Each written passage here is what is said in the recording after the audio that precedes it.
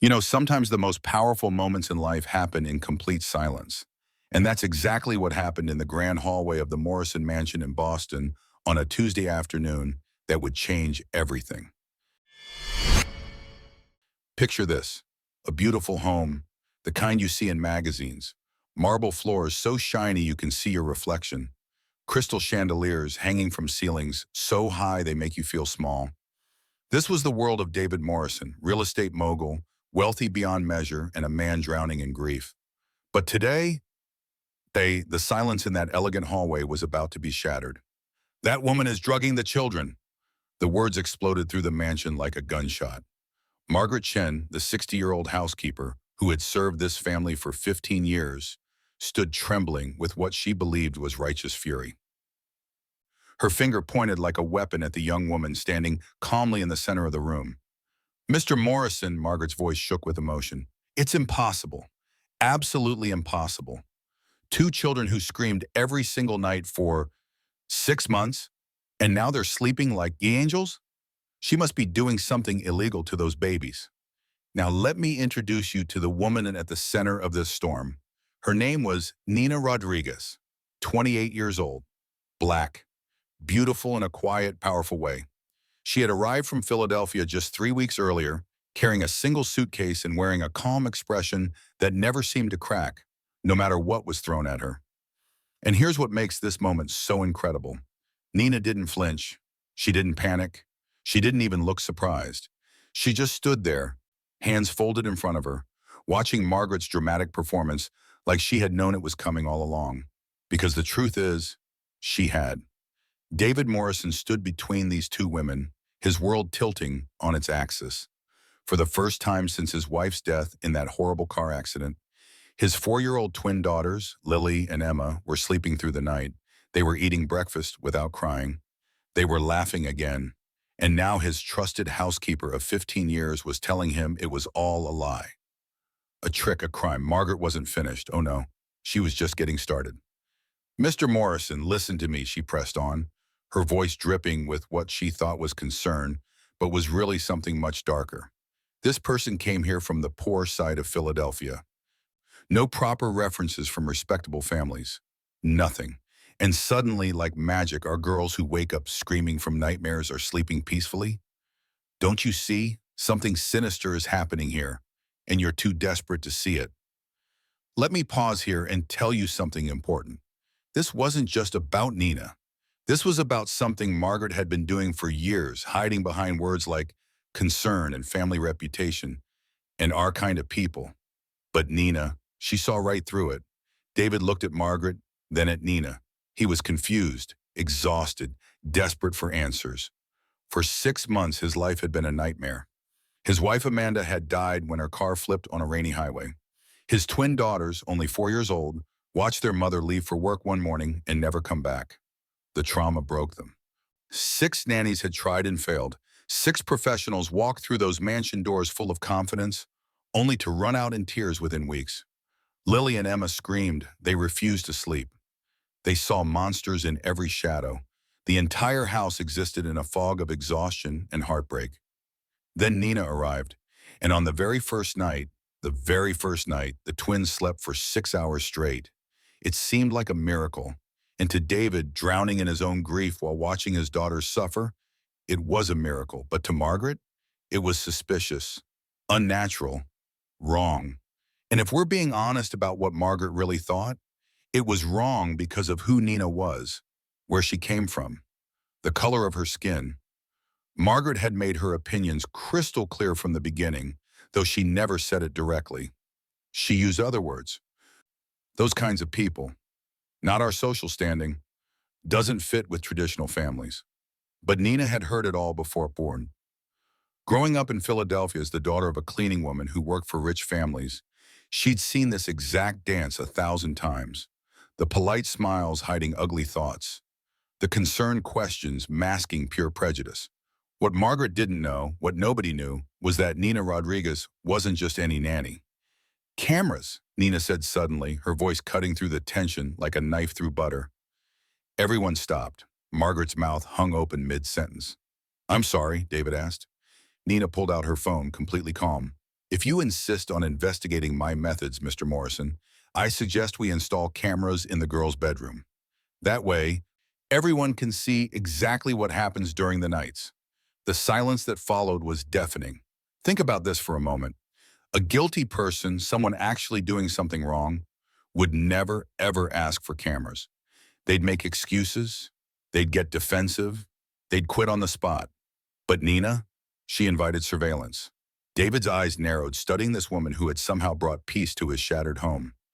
Over the past 3 weeks, he'd noticed strange things about her. She spoke 3 languages fluently: English, Spanish, and French. She quoted scientific studies about child development like she'd written them herself. Important visitors to the house actually listened when she spoke about the children, treating her opinions with unexpected respect. Who was she really? Margaret's face went from red to white in seconds. Well, that's not necessary if she just explains. Actually, Nina interrupted, swiping through her phone. I've already recorded some of our nighttime routines to document the girl's progress. Would you like to see? Margaret's panic was written all over her face, and that's when David knew, really knew, that something much bigger was happening here. But Margaret had spent 15 years building power in this household. She wasn't going down without a fight. Mr. Morrison, this proves my point. Margaret's voice rose higher. She's even manipulating the children, and you don't see it because you're desperate. I know her type. They arrive humble, do these temporary miracles, and then they start asking for favors. First a raise, then expensive gifts, then access to your bank accounts. It's a classic con. Nina remained perfectly still, watching Margaret dig her own grave with every word. You know what bothers me most? Margaret continued, losing control now. It's her calmness. A normal woman would be nervous being accused of drugging children. But look at her, standing there like she knows something we don't. Nina smiled at Tom. Just a small smile, but it was devastating. Actually, Margaret, she said softly, I do know something you don't. The room went dead silent. Even the air seemed to stop moving. Margaret's face drained of color, like she'd just realized she'd opened a door she couldn't close.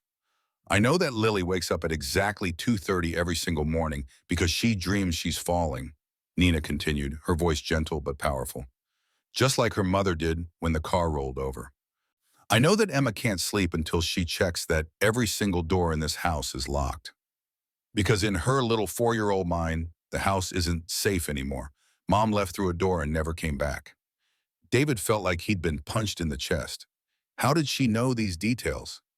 These specific, intimate details about his daughter's nightmares. He'd never told anyone about the accident, about how Amanda had been found, about the way the car had flipped. Nobody knew these things.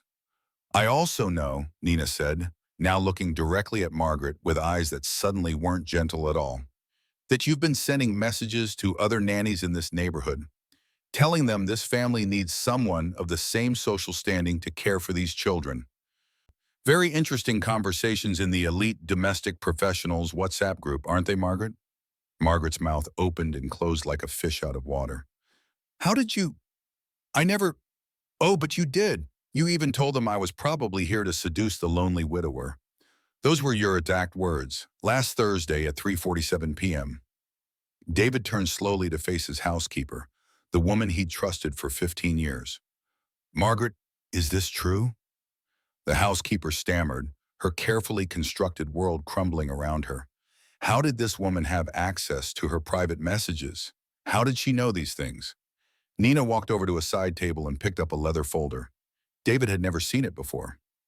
Margaret, Nina said quietly, are you absolutely sure you want to continue with these accusations?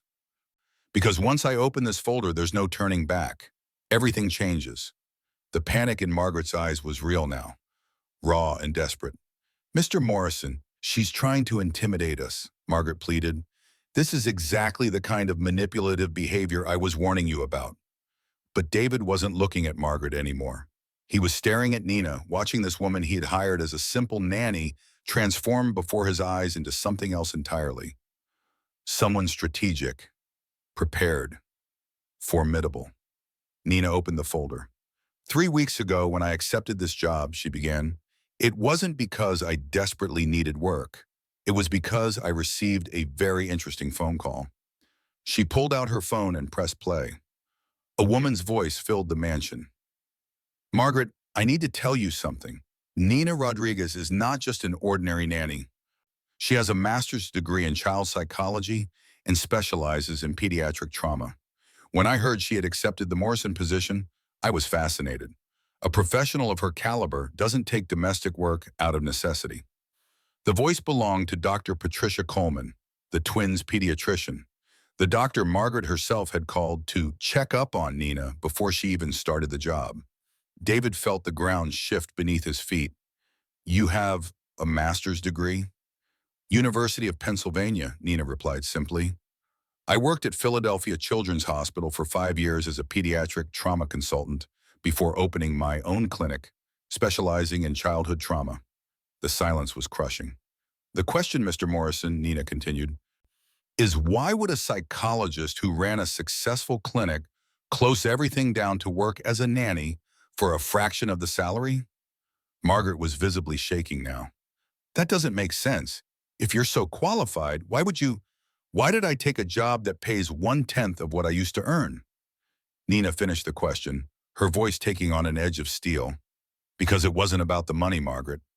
She pulled out more documents from the folder. It was about justice. Nina placed a document on the marble table. 6 months ago, David, you fired an employee from Morrison Industries for cultural incompatibility. Do you remember Thomas Rodriguez, the black engineer who designed your latest residential complex? David frowned, uncomfortable now. Thomas, yes, there were some issues with...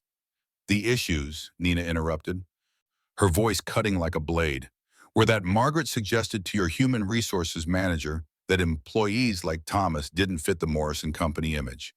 Here's the email, March 3rd, copied to 5 people on your board. Margaret went completely white. How do you have access to internal company emails? She whispered. Nina looked Margaret straight in the eyes.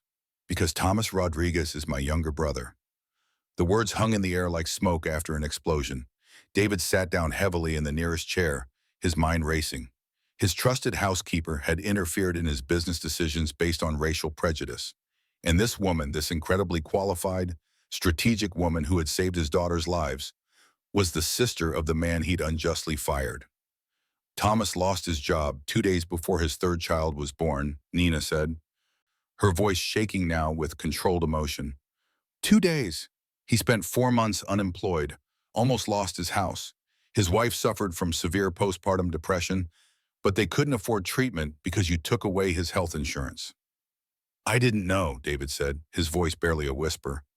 Of course you didn't know, Nina replied, because Margaret made sure you never would. People like her operate in the shadows, Mr. Morrison. They whisper poison in the ears of people with power. They plant seeds of doubt about anyone they think doesn't belong, anyone who doesn't look right, anyone who doesn't come from the right neighborhood. Nina pulled out her phone again. All of our conversations over the past 21 days have been recorded. With legal consent, I told you on my first day I was documenting my work for professional purposes. Every racist comment, every attempt to sabotage me, every time Margaret tried to turn you against me. She swiped through the screen. And it's not just me, David. Do you remember firing 3 other black employees from your company in the last 2 years? Always with technical justifications that seemed reasonable at the time? Nina showed him a spreadsheet on her tablet. Names, dates, email trails. Over the past 3 years, 16 black or Latino employees have been fired or demoted from Morrison Industries. In 60% of those cases, there was an email or phone call from Margaret in the files, always suggesting cultural concerns, always questioning if they were the right fit for your company culture. David felt sick. And it's not just firings, Nina continued. Margaret also blocked hiring. 23 highly qualified candidates were rejected in the last 2 years after Margaret did informal background checks on their families. Among them, 2 engineers with degrees from MIT, an award-winning architect, an analyst with an MBA from Harvard. All black or Latino, David said, his voice hollow. Every single one. At that moment, Lily and Emma came bursting through the door. their faces flushed and happy from playing in the garden. "Daddy, Nina, we found a bird's nest in the big tree." The children's pure, innocent joy crashed against the dark truth being exposed in that hallway. Nina knelt down and hugged them both, and David watched his daughters cling to her with a trust they hadn't shown any adult since their mother died. Margaret made one last desperate attempt. "Mr. Morrison, she set this all up. It's a conspiracy against me. Can't you see?" "You're right, Margaret," Nina said, standing up, the twins holding her hands. "I did plan this, all of it, but not to hurt anyone." She looked at David with eyes that held both sadness and strength. "I planned it to expose the truth about how prejudice operates in families like yours, how it seeps into everything from household decisions to corporate ones, how it destroys lives quietly, systematically, while everyone pretends everything is fine." David looked at Margaret, truly looked at her, for the first time in 15 years. "The twins are sleeping," Nina said softly, "because they finally have someone who understands childhood trauma taking care of them. Not because they're being medicated. Because they're being treated by a qualified professional who recognizes the signs of unprocessed grief in young children." She closed the folder. "The question now, David, is what are you going to do with this information? Are you going to continue letting people like Margaret influence your decisions? About your employees? About your own daughters?" The room was silent except for the twins breathing. And in that moment, David Morrison realized he was standing at a crossroads. Behind him was the comfortable ignorance of privilege. Ahead of him was the uncomfortable truth about how his own household had been poisoning his business, his family, and the lives of countless people he'd never even met. "Margaret," he said finally, his voice steady and cold, "you're fired. I want you out of this house today." But the story doesn't end there. Oh no. Because what neither David nor Margaret knew yet was that Nina had documented much more than just conversations and emails. She had uncovered connections between Margaret's domestic discrimination and a much larger network of systematic exclusion throughout Boston's business elite. And once revealed, it wouldn't just destroy one career. It would rewrite the way an entire city thought about power, privilege, and the real cost of looking the other way. You know what's beautiful about truth? Once it starts coming out, it doesn't stop. It's like pulling a thread on a sweater, one tug, and the whole thing starts to unravel. And that's exactly what happened in the Morrison mansion that day. Margaret stood there, her face a mixture of shock, rage, and something else. Fear. Real, genuine fear. Because after 15 years of operating in the shadows, whispering her poison, planting her seeds of prejudice, she was finally standing in the light, and the light was brutal. "Mr. Morrison, please," Margaret's voice cracked. 15 years of loyal service to this family." David looked at her, and for the first time, he saw past the uniform, past the efficient household management, past the woman who remembered how he liked his coffee. He saw someone who had been systematically destroying lives based on nothing but the color of their skin. 15 years of loyal service? David's voice was quiet, but it cut like a knife. Or 15 years of influencing my decisions with prejudice? 15 years of sabotaging competent employees? 15 years of poisoning the environment of my home and my company? Nina wasn't done. Not even close. She pulled out her tablet and opened a file. "David, there's something else you need to see." The screen showed a spreadsheet, names, dates, positions, and notes. Lots and lots of notes. "Jennifer Watson, financial analyst, fired 18 months ago. Margaret told your HR director that people like her might not represent the company's conservative values well to your high-end clients." Nina scrolled down. "David Miller, architect, transferred to your least prestigious department after Margaret questioned his suitability for your luxury property clientele." She kept scrolling, and David felt sicker with each name. Carlos Hernandez, Marcus Chen, Jasmine Williams, Tyrone Jackson. Nina looked up from the tablet. 16 people, David. 16 talented, qualified, hardworking people who lost their jobs or were held back in their careers because Margaret decided they didn't look right for the Morrison brand. But here's what made it even worse. And it wasn't just firing people. Margaret also blocked hiring. 23 highly qualified candidates never even got interviews because she did informal background checks and decided they wouldn't be a good fit. David took the tablet with shaking hands. The evidence was overwhelming, meticulous, undeniable. Two of these rejected candidates had degrees from MIT, Nina said softly. One was an award-winning architect featured in Architectural Digest. Another had an MBA from Harvard and had increased profits at her previous company by 40%. All black or Latino, David whispered. Every single one. Margaret tried one final time. She's manipulating you. She set this whole thing up. It's entrapment. Nina turned to her slowly. Margaret, it would be entrapment if I had created false evidence, if I had forged emails or invented conversations. All I did was document your own actions, your own words, your own emails. I didn't make you do any of this. You chose it, every single time. The truth of that statement hung in the air like smoke. Lily and Emma, sensing the tension, pressed closer to Nina. These little girls who had spent 6 months lost in grief and terror found safety in the arms of the woman their housekeeper had tried to destroy. And that's when something broke inside David Morrison. Margaret, he said, his voice now cold and final, pack your things. I want you out of this house within the hour. And if you ever spread lies about this family or about Nina, I will make sure every family in Boston knows exactly why you were fired. Margaret's face crumbled. 15 years of power, influence, and hidden control, gone in less than an hour. She stumbled out of the room and David heard her climbing the stairs to her quarters, each footstep echoing through the mansion like the closing of a chapter. David turned to Nina, this remarkable woman who had played chess while everyone else was playing checkers. Wait a moment, he asked. Why go through all of this? The planning, the documentation, putting up with Margaret's attacks? Why not just expose her from the start?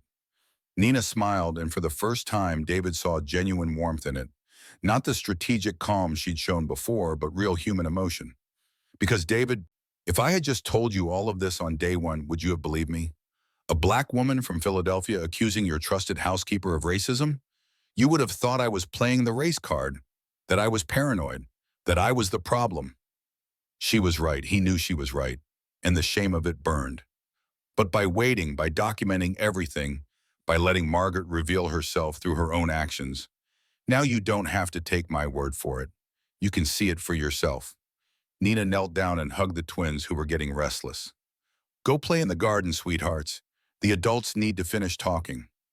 When the children ran off, their laughter filling the air, Nina stood and looked David straight in the eye. This wasn't just about exposing Margaret.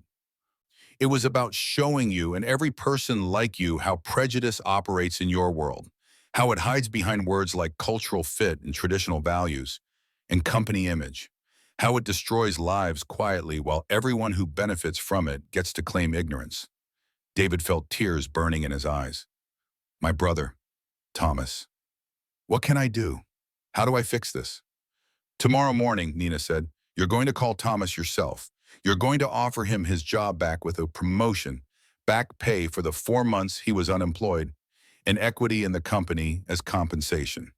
And then you're going to conduct a full audit of every firing and demotion at Morrison Industries for the last 3 years.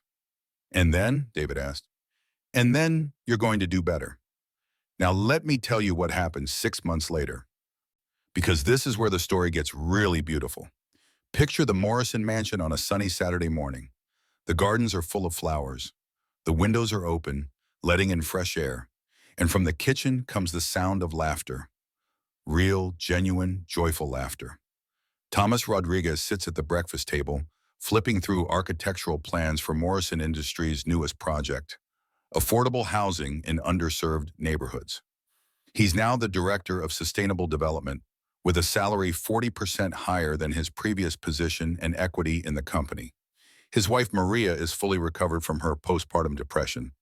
Their 3 children are thriving, and every time Thomas looks at his office door with his name and new title on it, he thinks about his sister's courage. Because Nina didn't just save his career, she transformed an entire company. David Morrison's full audit revealed the true scope of Margaret's influence. 23 employees were contacted personally by David. Some were offered their jobs back. Others received substantial compensation and glowing references. Every single one received a personal apology. But David didn't stop there. He implemented a complete overhaul of Morrison Industries' hiring practices. Now all resumes are reviewed without photos or names that could reveal someone's ethnic background. Interview panels must include diverse perspectives. And there's an independent oversight committee to review any complaints of discrimination. 5 supervisors who had actively participated in the discriminatory practices were fired. Not quietly shuffled aside, actually fired, with the reasons clearly documented in their employment records. The company culture began to shift. People noticed. The local business community noticed. And soon Morrison Industries became known not just for luxury real estate, but for being one of the most progressive employers in Boston. As for Margaret, well, karma has a way of balancing the scales. You see, Nina's recordings didn't stay completely private. Word spreads fast in the tight-knit community of domestic workers, especially among the elite nanny networks Margaret had once dominated. When other wealthy families heard that Margaret had been fired for racial discrimination, that she'd been systematically sabotaging employees, that she'd violated the family's privacy by sharing information with strangers, well, let's just say the phone stopped ringing. No one in Boston's elite circles would hire her. The woman who had spent 15 years building power and influence found herself working at a chain hotel near the airport, earning less than half her previous salary, cleaning rooms instead of managing a mansion. And you know what? Nina never gloated about it. She never posted about it on social media or tried to publicly shame Margaret further. Because this was never about revenge. It was about justice. And justice had been served. But here's the part that makes me emotional every time I think about it. Nina Rodriguez declined David's offer to become a permanent consultant for Morrison Industries. She could have made serious money, 6 figures easily, but that's not why she did any of this.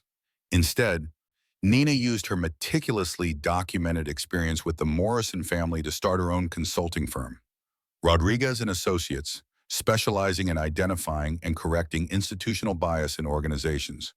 Her first client, a hospital network in Philadelphia facing multiple lawsuits over racial discrimination in patient care.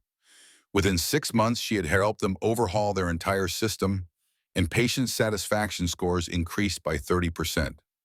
Word spread. Companies started calling. Schools, hospitals, law firms, tech companies. Everyone wanted Nina Rodriguez to examine their systems and help them do better. She built something powerful, something lasting, something that would help thousands of people who would never even know her name. But every Tuesday and Thursday evening, you could find Nina at the Morrison Mansion, no longer as an employee, but as Aunt Nina, the woman who saved Lily and Emma from their nightmares. The woman who taught them that family isn't about blood or skin color. It's about love, trust, and standing up for what's right. Lily and Emma are 5 years old now. They attend a wonderfully diverse school that David chose specifically to broaden their worldview. They have friends from every background imaginable. And they're growing up understanding something their peers in wealthy, insulated communities often never learn. That people are valuable because of who they are, not what they look like or where they come from. Last month, during Lily's birthday party, something beautiful happened. The party was in the Morrison Garden, and it was full of children from every part of Boston. Rich kids, poor kids, black, white, Latino, Asian, all playing together, all welcome. At one point, David stood beside Nina, watching the chaos of happy children, and he said, "A year ago, Margaret would have had a heart attack seeing this." Nina smiled. "A year ago, you wouldn't have allowed it." He nodded, the truth of that stinging, but necessary. "I've been thinking about something. You could have destroyed me, too. You had documentation of my role in all of this. The firings I approved, the hiring decisions I signed off on. You could have ruined my reputation, maybe even my company. Why didn't you?" Nina watched Lily and Emma playing with Thomas's children, all of them laughing as they chased bubbles across the lawn. "Because you didn't know, David. You were ignorant. Yes, you were complicit by not paying attention. Absolutely. But you weren't malicious. And when the truth was put in front of you, you didn't make excuses. You didn't try to minimize it. You took responsibility and changed." She turned to look at him. That's the difference between someone who makes mistakes and someone like Margaret. Margaret knew exactly what she was doing. She chose cruelty. You chose ignorance. And when you were given the chance, you chose better. David wiped his eyes. I got a call last week from Thomas's daughter. She told me she wants to be an architect when she grows up, just like her daddy. That's beautiful, Nina said. She said she's designing the house where everyone is welcome, no matter what they look like. They stood there in comfortable silence, watching the children play. And then David said something that Nina would remember for the rest of her life. You know what the scariest part of all this was? I thought I was a good person. I thought I was fair and progressive and open-minded, and it turned out I was just comfortable. Comfortable enough not to look too closely at who was benefiting from the way things were and who was being hurt by it. But you looked when it mattered, Nina said. That counts for something.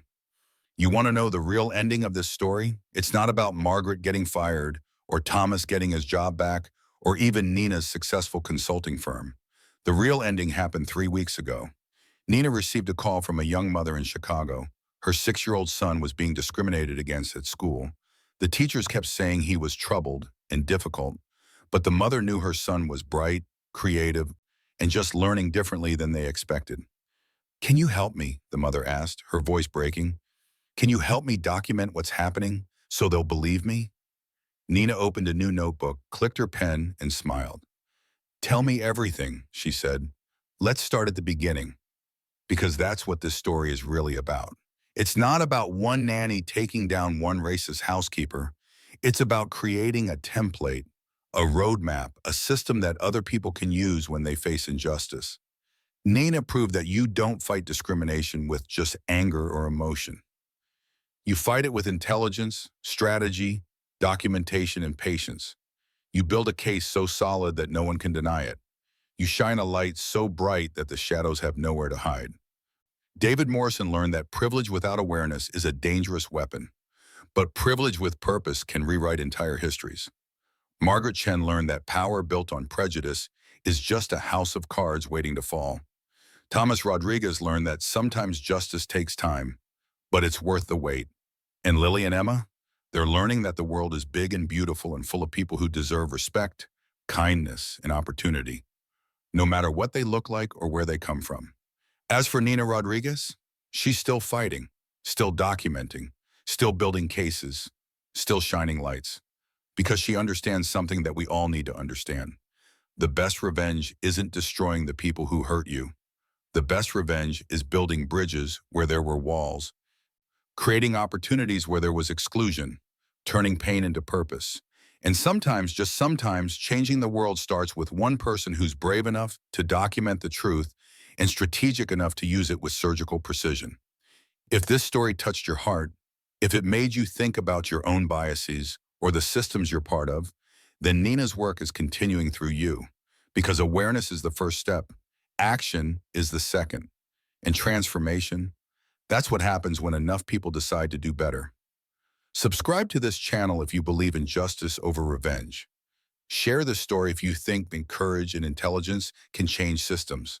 And most importantly, if you see injustice happening around you, don't just feel bad about it.